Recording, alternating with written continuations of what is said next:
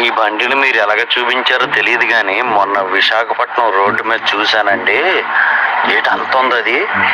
ఓర నాయన, అంత పెద్ద బండి ఏంటి ఇది?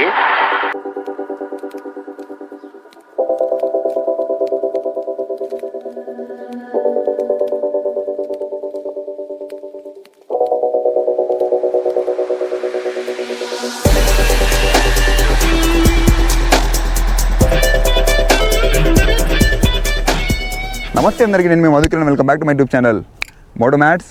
మన ముందున్నది ఫోర్స్ గూర్ఖా. ఇప్పటికి నేను ఈ బండి మీద 3 వీడియోలు చేశాను. దాంతోపాటు ఒక ట్రావెల్ సిరీస్ కూడా ఉంది ఈ గూర్ఖా పైన.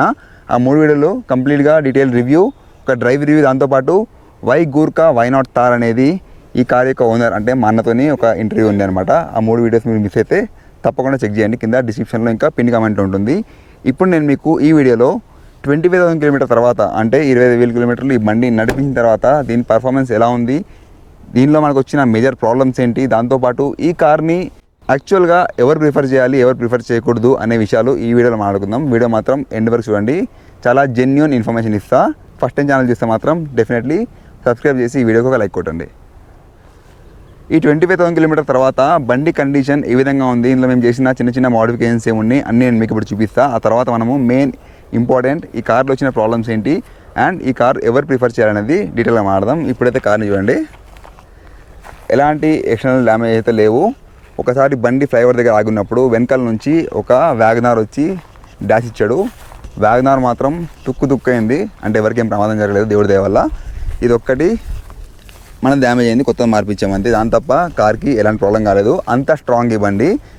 జిఎన్సిఏపి, ఏషియన్ ఎన్సిఏపి అలాంటి టెస్టింగ్ అయితే ఏం కాలేదు, కానీ బండి మాత్రం చాలా స్ట్రాంగ్.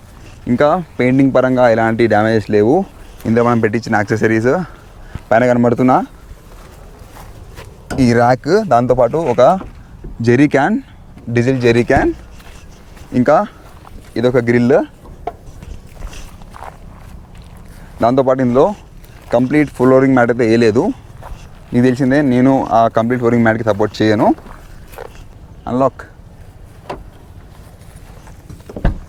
ఇందులో 70 ఫ్లోర్ మ్యాట్ వేసాము, చాలా నీట్గా ఫిట్ అయ్యాయి. జస్ట్ 4,000 కిలోమీటర్స్కి చూడండి కంప్లీట్గా ఇందులో 70 ఫ్లోరింగ్ మ్యాట్ వేసాము. ఇంకా ఇందులో ఎలాంటి సీట్ కవర్స్ వేయలేదు, కంపెనీ ఇచ్చిన సీట్ కవర్స్నే వాడుతున్నాము. ఒక మ్యూజిక్ సిస్టమ్ మాత్రం కొత్తగా పెట్టించాము. సో అంతే, ఇందులో మేజర్గా ఏమీ చేంజెస్ చేయలేదు. వెనకాల మీకు తెలిసిందే ఒక చిన్న పాటి నిచ్చెన పెట్టినాం. సో అంతే, ఇందులో మేజర్ మోడిఫికేషన్స్ ఏం లేవు. మిగతా అంతా కంపెనీ ఇచ్చిందే.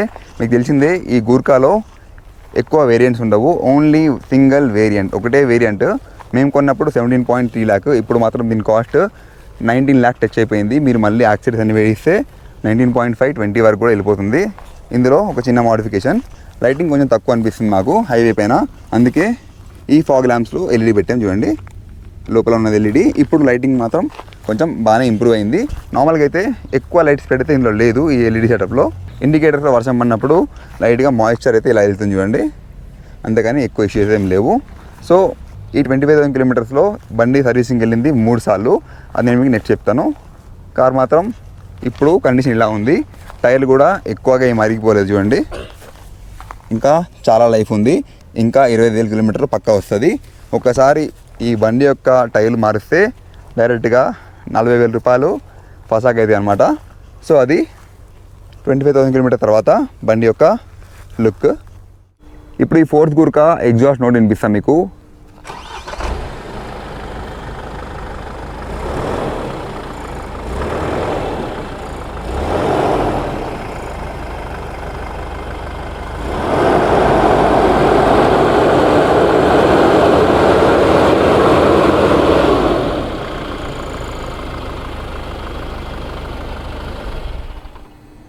దీని ఎగ్జాస్ట్ నోట్ ఎలా అనిపించిందో కింద కమెంట్లో చెప్పండి. డీజిల్ వెహికల్స్ ఎగ్జాస్ట్ మాత్రం నాకు చాలా నచ్చుతుంది. మీకు ఎలా అనిపిస్తుందో డెఫినెట్లీ కింద ఒక కమెంట్ రాయండి. ఇది 2 ton ప్లస్ కారు. దీని యొక్క లెంత్ మాత్రం 4.1 మీటర్ మాత్రమే. సడన్గా కట్టకూడదా అంటే మాత్రం ఈ కార్ కొంచెం మీకు భయం కల్పిస్తుంది, ఎక్కడ బండి పడిపోతుంది అని చెప్పేసి.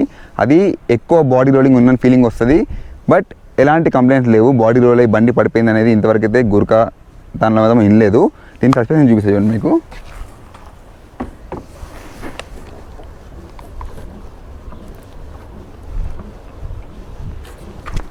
నెక్స్ట్ లెవెల్ కదా. ఈ కార్లో గుంతలు వెళ్తుంటే ఒక డిఫరెంట్ ఫీల్ ఉంటుంది, మొత్తం ప్రశాంతంగా ఇట్లా ఊపుతూ ఉంటుంది అన్నమాట కారు. సో ఆ విధంగా డ్రైవ్ని అయితే దీన్ని ఆఫ్ రోడింగ్లో మాత్రం డ్రైవ్ మంచిగా ఎంజాయ్ చేస్తాము. సో అది దీని మీద ఉన్న ఆఫ్ రోడింగ్ చిన్న ఎక్స్పీరియన్స్. ఇప్పుడు మేము ఈ కార్ కొన్న తర్వాత మేము ఫేస్ చేసిన ఇష్యూస్ ఏంటి, ఇది కొని మేము బాధపడ్డామా ఆనందంగా ఉన్నామా అనేది నేను మీకు ఫ్యాక్చువల్ ఇన్ఫర్మేషన్ ఇస్తాను. ఎందుకంటే ఈ కార్ మేము కొన్నాను 17.3 lakh పెట్టి, అంత పెట్టిన తర్వాత మేమేదో హైడ్ చేయాలని చూడను. బీయింగ్ ఆటోమోటివ్ రివ్యూయర్ మన ఇన్ఫర్మేషన్ మొత్తం జెన్యూన్ ఉంటుంది. మేము ఇందులో ఫేస్ చేసిన మేజర్ ఇష్యూస్, ఈ కార్ కొన్న తర్వాత 7,000 కిలోమీటర్కే క్లచ్ ప్లేట్ పోయినాయి. జస్ట్ ఇమాజిన్ 7,000 కిలోమీటర్కి క్లచ్ ప్లేట్లు పోయినాయి ముంబై ట్రాఫిక్లో అనమాట. ఈ కార్ కొన్నది ముంబై ట్రాఫిక్లో వాడడానికి, అది చిన్న మిస్టేక్ అయితే అయింది మాకు. సో అక్కడ వాడినందుకు తొందరగా పోయినాయి. అప్పట్లో చాలా మనం నార్మల్ కార్ నడిపిస్తాం కదా, నడిపించిన తర్వాత ఈ కార్ కొంచెం మీకు క్లచ్ హార్డ్గా ఉంటుంది. సో దానివల్ల మా ఇష్యూ అనుకొని మేము యాక్సెప్ట్ చేసాము. ఒక 16,000 రూపాయలు ఖర్చు పెట్టి క్లచ్ ప్లేట్ చేయించాము. అది చేయించిన తర్వాత 4,000 కిలోమీటర్కి మళ్ళీ సేమ్ క్లచ్ ప్లేట్ ఇష్యూ వస్తే మాత్రం ఈసారి మాత్రం మేము ఊరుకోలేదు. డైరెక్ట్ కంపెనీకి కంప్లైంట్ చేసాము, ఇట్లా క్లచ్ బాక్స్లో ప్రాబ్లం ఉంది అంటే మళ్ళీ వాళ్ళు కార్ని తీసుకొని క్లచ్ ప్లేట్స్ మార్చి మాకు లాస్ట్ టైం అంటే ఫస్ట్ టైం చేయించిన డబ్బులు ఏవైతే ఉన్నాయో 16,000 అవి కూడా కంపెనీ మాకు రిఫండ్ చేసింది అనమాట. అంటే ఇందులో ప్రాబ్లం ఉంది అని వాళ్ళు ఒప్పుకున్నారు. అంతా అయిపోయిన తర్వాత ఒకసారి షిరిడి బయలుదేరుతుంటే మళ్ళీ సేమ్ క్లచ్ ప్రాబ్లం వచ్చింది, క్లచ్ పడట్లేదని. అప్పుడు మళ్ళీ ముంబైలో సర్వీస్ టీం బాగాలేదని చెప్పి దీన్ని మళ్ళీ కంపెనీ వాళ్ళే పూణే తీసుకెళ్ళి మాకు అపాలజీస్ చెప్పేసి ఒక మెయిల్ పంపించాం. మేము కూడా గట్టిగా రాసాము మెయిల్. సో ఇన్ని ప్రాబ్లమ్స్ ఏంటి కార్లో అని చెప్పేసి. వాళ్ళు నార్మల్గా మాకు గ్రూప్ ఉంది, గూర్ఖా గ్రూప్. ఆ గ్రూప్లో వాళ్ళు కూడా షాక్ అయ్యారు, మాకు ఎలాంటి ప్రాబ్లమ్స్ అయితే ఫేస్ చేయలేదు, మీకు ఎందుకు వస్తున్నాయో మీ ఫేట్ బాగాలేదని చెప్పేసి కొంచెం వాళ్ళు కూడా కమెంట్ చేశారు. సో ఇందులో వచ్చిన మేజర్ ప్రాబ్లం అయితే అది 3 సార్లు క్లచ్ ప్రాబ్లం వచ్చింది. ఒకసారి పూణే వెళ్ళిన తర్వాత ఫ్యాక్టరీకి అక్కడ ప్రాపర్గా కంప్లీట్గా తరవ చెక్ చేసి ఇచ్చారు. అప్పటి నుంచి అయితే మాకు ఎలాంటి ఇష్యూ లేదు. అంటే నెక్స్ట్ 14 కిలోమీటర్ నడిపించాము, ఇప్పటికీ 25,500 కిలోమీటర్స్ అయింది. ఆ 14 కిలోమీటర్లో మనకి ఎలాంటి ప్రాబ్లం రాలేదు. సో రీసెంట్గా మేము అంటే మా అన్న ముంబై నుంచి జహీరాబాద్ మా కళ్ళంకి వచ్చారు ఈ న్యూ ఇయర్ టైంలో అనమాట. వస్తున్నప్పుడు రైట్ సైడ్ది వీల్ బేరింగ్ పోయింది. చాలా షాకింగ్ కదా, నార్మల్గా వీల్ బేరింగ్స్ అంత తొందరగా పోవు, కానీ మన ఫేట్ బాగాలేక దీని వీల్ బేరింగ్ పోయింది. మేము యాక్చువల్ దీన్ని ప్లాన్ చేసాము ఇక్కడ నుంచి లదాఖ్ వేసుకెళ్దామని చెప్పేసి. అలా వేసుకెళ్ళినప్పుడు మాత్రం ఇలాంటి వీల్ బేరింగ్ పోవడం అలాంటి ప్రాబ్లమ్స్ వస్తే మాత్రం ఘోరమైన ప్రాబ్లమ్ అయితే ఫేస్ చేస్తాము. సో నాకు కొంచెం కాన్ఫిడెన్స్ తగ్గింది, ఇది లాంగ్లో తీసుకెళ్తే మా పరిస్థితి ఏమవుతుందని చెప్పి ఒక చిన్న భయం అయితే మొదలైంది. మీకు కూడా భయం ఉంటుంది కదా. నెక్స్ట్, ఈ కార్ ఎవరి గురించి, నాకు తొక్కంగానే పవర్ జబర్దస్త్ ఉండాలంటే ఈ కార్ మీకు కాదు.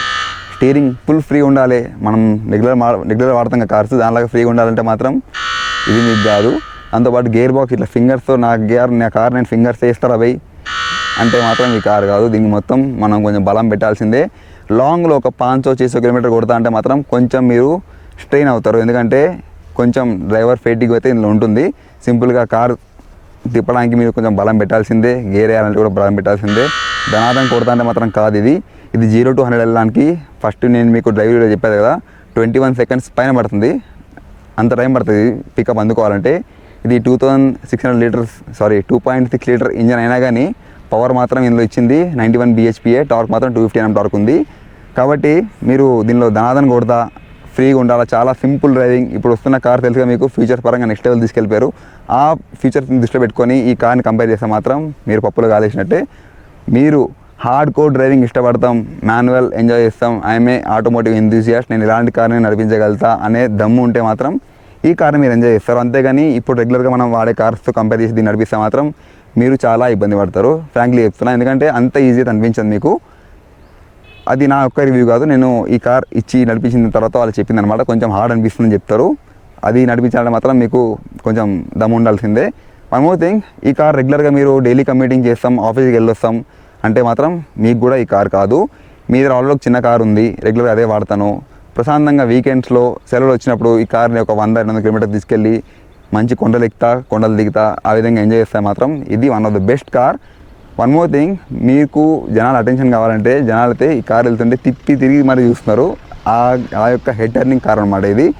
మీకు తెలిసిందే తార్ ఈ మధ్య చాలా కామన్ అయిపోయింది, చాలా కనబడుతున్నాయి. ఈ కార్ మాత్రం అంత ఈజీగా ఎవరికి కనబడదు, ఎక్కడెక్కడో ఎవరో చాలా రేర్గా కొంటారు. మేము కొన్నాం కారణం ఇదే, యూనిక్ ఉండాలని చెప్పేసి ఆ కారణం కొన్నాం కాబట్టి కొంచెం సాటిస్ఫైడే.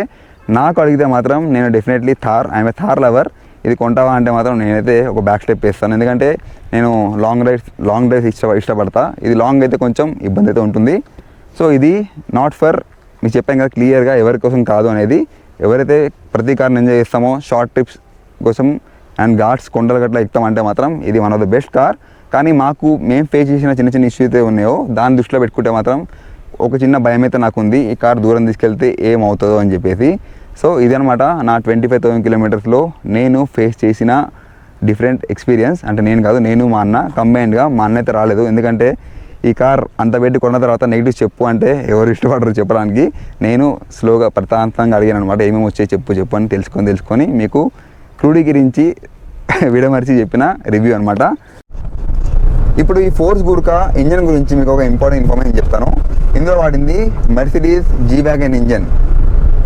మీకు ఫస్ట్ టైం వింటే షాక్ అనిపించవచ్చు, ఆల్రెడీ తెలుసుంటే మాత్రం నెక్స్ట్ మీకు అసలైన ఇంజన్ చెప్తా. ఇందులో వాడింది మెర్సిడీస్ జీ వ్యాగన్ ఇంజన్. అది ఎప్పటిదంటే 80s, 90s జీ వ్యాగన్లో వాడిన ఇంజన్ని దీనికి ఇచ్చారనమాట. అంటే ఒక ఇంజన్ని తయారు చేయాలంటే చాలా పెద్ద సెటప్ ఉంటుంది. ఆ సెటప్ని స్క్రాప్ చేయకుండా అదే ఇంజన్ని వీళ్ళు ఈ గూర్కాకి ఫోర్స్కి అమ్మేశారు. ఆ ఇంజనే మనకి రోడ్డు మీద కనిపించే ఫోర్స్ ట్రాక్స్ అంటే తుఫాన్ బండ్లలో ఇంకా ఫోర్స్ టెంపో ట్రావెలర్స్లో ఇదే ఇంజన్ని వాళ్ళు వాడతారు. ఈ గూర్కాలు కూడా అదే ఇంజన్ వాడారు, కానీ మీకు ఫైన్ ట్యూనింగ్ ఉంటుంది. అంటే పవర్లో టార్క్లో కొంచెం మార్పులు చేర్పులు ఉంటాయి. 80s, 90s వాడిన ఇంజన్ని ఇప్పుడు వాడుతున్నారు. మెర్సిడీస్ ఆల్రెడీ వాళ్ళు అప్గ్రేడ్ చేస్తూ పైకి తీసుకెళ్ళిపోయారు. దీన్ని మాత్రం ఇంకా పాత ఇంజన్ దీనికి ఇచ్చారు. అందుకే ఇది 2.6 లీటర్ ఇంజన్ అయినా కానీ ప్రొడ్యూస్ చేసే maximum power 91 bhpa and torque 250 Nm torque ఉంది. తార్తో దీన్ని కంపేర్ చేయొచ్చా అంటే తార్ది పవర్ అండ్ టార్క్ ఎక్కడో ఉంటుంది. అంటే ఎలా అంటే తార్లో వాడింది 1475 cc ఇంజన్, ప్రొడ్యూస్ చేసే పవర్ మాత్రం 116 bhp and torque 300 Nm torque ఉంది. అదే దీని టార్క్ 250 Nm టార్క్ ఉంది. సో ఇంజన్ ఆల్మోస్ట్ 1000 cc ఎక్కువ ఉన్నా కానీ పవర్ మాత్రం మీకు చాలా లెథార్జిక్ ఉంటుంది. అంటే స్లోగా మీకు పికప్ అందుకుంటుంది. ఇది 60, 70, 80 నడిపిస్తే మాత్రం చాలా ప్రశాంతంగా అనిపిస్తుంది హైవేలో వెళ్తున్నప్పుడు. అంతేగాని 100, 120 కొడితే కొంచెం బాడీ గట్టిగా ఊపుతూ ఉంటుంది. సో ప్రశాంతంగా డ్రైవ్ చేయాలంటే దీని స్పీడ్ 80 మెయింటైన్ చేస్తే బాగుంటుంది.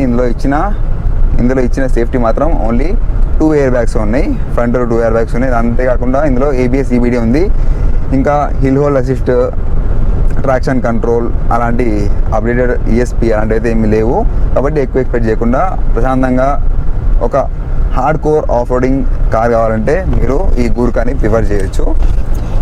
సో మీకు ఈ వీడియో ఎలా అనిపించిందో కింద కామెంట్లో చెప్పండి. మీకు ఈ గూర్కా సంబంధించిన ఎలాంటి డౌట్ ఉన్నా కానీ నిర్మోహమాటంగా కింద కామెంట్లో అడగండి, నేను మీకు క్లియర్ కట్ ఇన్ఫర్మేషన్ ఇస్తాను. నెక్స్ట్ వచ్చే కార్ రివ్యూస్ మనం జెన్యూన్ చెప్తాం. ఏ ఇన్ఫర్మేషన్ ఉన్నా కానీ నాకు తెలిసిందే చెప్తా, ఎక్కువ తెలియని దాని గురించి ఎక్కువ సాగదీసి చెప్పాను. నేను ప్రాపర్గా తెలుసుకొని మీకు చెప్తాను ఇన్ఫర్మేషన్ ఏదైనా కానీ. నెక్స్ట్ వచ్చే కార్ రివ్యూస్, బైక్ రివ్యూస్ ఇంకా ప్రోడక్ట్ రివ్యూస్ కలుసుకుందాం. ఇక్కడితో వీడియో ఎండ్ చేస్తున్నా. జై హింద్.